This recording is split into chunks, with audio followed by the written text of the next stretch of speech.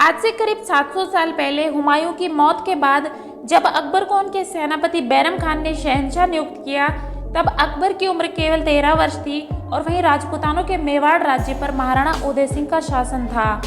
महाराणा उदय सिंह के सबसे बड़े बेटे का नाम था कुंवर प्रताप, उस समय जिनकी उम्र महज 14 से 15 वर्ष होगी। जब अकबर को मुगलों का बादशाह बनाया गया, तब दिल्ली की सत्ता पर मुगल सल्तनत का परचम काफी बुलंद हो चुका था। विस्तारवाद की नीति रखने वाला अकबर सिर्फ दिल्ली तक नहीं रहना चाहता था, उसकी नज़र आसपास के पड़ोसी राज्यों पर पड़ी, जिनमें से राजपूत राज्यों पर आधिपत्य जमाना उसे आसान नहीं लगा। पूर्व को जीतने के बाद अकबर ने पश्चिम में राजपूताने पर मुगलिया ध्वज फहराने की शपथ ली और इसी के तहत सबसे पहले राजपूताने में आमेर की रियासत ने अपनी पगड़ी उतारकर मुगल सत्ता को स्वीकार कर लिया।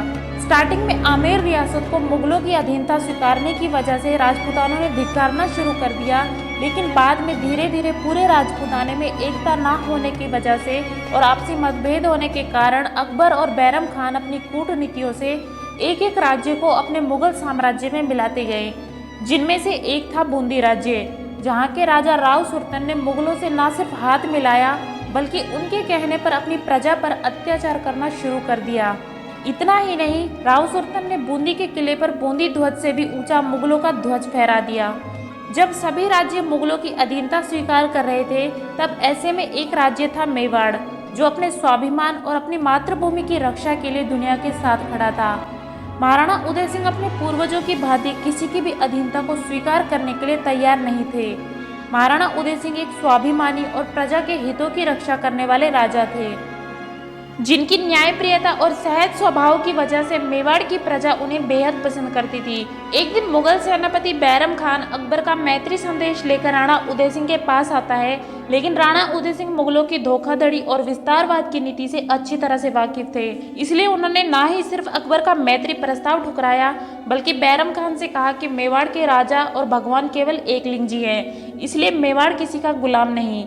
यही बात बैरम खान को चुभी और तब से अकबर मेवाड़ को अपना सबसे बड़ा दुश्मन मानने लगा। इसके लिए वह बूंदी राज्य का सहयोग मेवाड़ पर विजय पाने के लिए लेता है। इधर बचपन से ही अपनी माता जयवंता बाई और पिता राणा उदय सिंह से अपने पूर्वजों की शौर्य गाथाएं सुन सुनकर कुंवर प्रताप बड़े हो रहे थे। महाराणा प्रताप में अपने पूर्वजों की तरह ही शूरवीरता और स्वाभिमानता भरी हुई थी। भीलों ने कुंवर प्रताप को कीका नाम दिया और बचपन में ही उन्होंने अफगानों पर धावा बोल दिया था और शम्स खान को मौत के घाट उतार दिया, जिस वजह से मेवाड़ की समस्त प्रजा ने उन्हें भावी राजा भी घोषित कर दिया था। राणा उदय सिंह की कई रानियां थीं, जिनमें से एक थी रानी धीरबाई जी, जिनसे राणा उदय सिंह अधिक लगाव रखते थे और उनकी कई हर बात को सहजता पूर्वक मानते भी थे। रानी धीरबाई जी अपने पुत्र जगमाल को मेवाड़ का उत्तराधिकारी बनाने के लिए कुंवर प्रताप को मारने की नई नई योजनाएं बनाती थी। धीरबाई जी के कहने पर ही राणा उदय सिंह ने जगमाल को भावी राजा भी घोषित कर दिया था। परंपरा के अनुसार सबसे बड़ा बेटा ही राज्याभिषेक का अधिकारी होता है, लेकिन विशाल हृदय वाले महाराणा प्रताप ने अपने छोटे भाई जगमाल को मेवाड़ के सिंहासन पर बैठा दिया, जिससे सारी प्रजा और सामंत परेशान थे।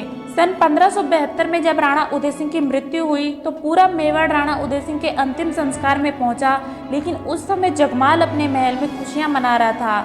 जगमाल के अपने पिता के अंतिम संस्कार में शामिल न होने के कारण सभी सामंतों ने गोगुंदा की पहाड़ियों पर अपने रक्त से महाराणा प्रताप को मेवाड़ का राजा बनाते हुए राज तिलक कर दिया। यहीं से महाराणा प्रताप ने सामंतों के साथ मिलकर कुंभलगढ़ की ओर प्रस्थान किया। राणा के आने की खबर सुनकर जगमाल अकबर की शरण में चला गया और सन 1573 में कुंभलगढ़ पर महाराणा प्रताप का राज तिलक कर दिया गया। महाराणा प्रताप, जो कभी भी अपने पिता और एकलिंग जी के सिवा कभी किसी के सामने नहीं झुके, ये वही महाराणा प्रताप थे जो 81 किलो का भाला और 72 किलो का कवच पहनकर जब निकलते थे तो मुगलों के पसीने छूट जाया करते थे।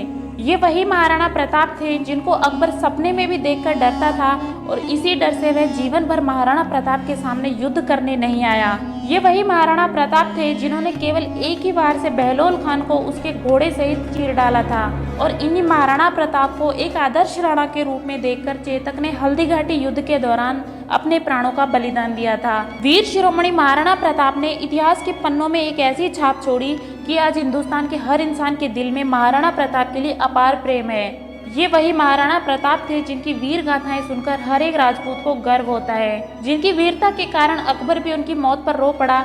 ऐसे स्वाभिमानी वीर शिरोमणि महाराणा प्रताप के लिए एक कमेंट जरूर कर देना और साथ ही वीडियो को लाइक करके चैनल को सब्सक्राइब कर देना।